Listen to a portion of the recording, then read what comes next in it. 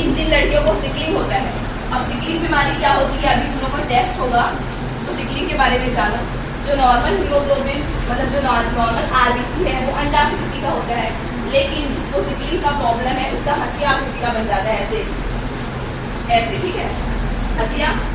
उससे क्या होता है कि गोल जो होता है आरबीसी है वो बहुत सारा ऑक्सीजन, बहुत सारा हीमोग्लोबिन कैरी करता है, रख सकता है अपने अंदर, लेकिन हथिया आकृति होने से एक तो कम हीमोग्लोबिन, कम ऑक्सीजन रखेगा, तो वो लड़की को क्या क्या लक्षण है मैं बताऊंगी।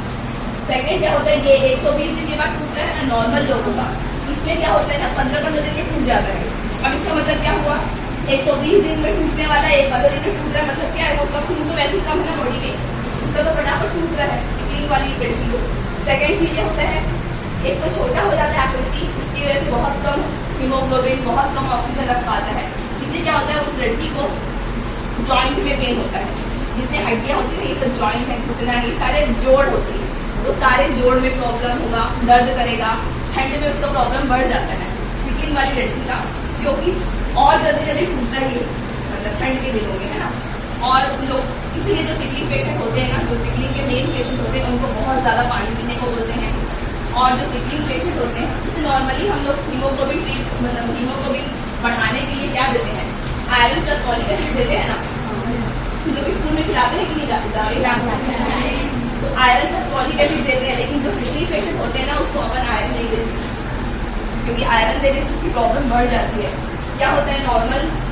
कि हथिया वाला जैसे गुच्छा, मतलब क्या होता है ना, ब्लड सर्कुलेशन होता है, तो ये अंडाकृति का आरबीसी ना इजीली फ्लो हो जाता है, बह जाता है, लेकिन जैसे ही गुच्छा इसमें आता है ना तो गुच्छा आपस में हट जाता है एक दूसरे से, तो ब्लड फ्लो होने में दिक्कत होती है, तो आयरन उसको और बढ़ाता है गुच्छा बनने की प्रक्रिया को। इसीलिए हम लोग सिकलिंग वाले पेशेंट को मना करते हैं, उसको आयरन नहीं देना है। बाकी खून बढ़ाने के लिए आयरन, हीमोग्लोबिन, आयरन और फॉलिक एसिड हर लड़की खाती है, समझ गए। किसी को है क्या तुम्हें सिकलिंग पॉजिटिव, हाँ ये सब हम लोग को जानकारी हो गई ना। इसके पहले तो तुम लोग को बताइए, जैसे पालक भाजी, मुनगा भाजी बहुत अधिक मात्रा में आयरन होता है, तो सिकलिंग पेशेंट को थोड़ा कंट्रोल वे में खाना पड़ता है, ज्यादा मात्रा में खाओगे तो उल्टा आपको प्रॉब्लम बढ़ जाएगी आयरन से, ठीक है। लेकिन फॉलिक एसिड खा सकते हैं, जो टैबलेट आती है ना आयरन प्लस फॉलिक एसिड की, पीले रंग की गोली आती है जो फॉलिक एसिड की होती है, तो वो फॉलिक एसिड बस देते हैं सिकलिंग पेशेंट को, ठीक है। और ये ध्यान रखना पड़ता है कि ठंड से थोड़ा बचेंगे, ठंड में ज्यादा ओपन नहीं घूमना है, थोड़ा स्वेटर अच्छे से पहनना है, मोटे कपड़े पहनना है, और पानी खूब पीना है। पानी पीने से क्या होगा, ये गुच्छा बनने का प्रक्रिया है ना वो थोड़ा कम होगा, और फ्लो ब्लड का सर्कुलेशन अच्छे से हो पाएगा, ठीक है, समझ गए ना। इसलिए जिसका सिकलिंग का टेस्ट नहीं हुआ एक बार सिकलिंग का टेस्ट करा लो, ताकि पता चले और हम लोग परहेज कर सके, आगे भविष्य में कोई परेशानी मत हो, ठीक।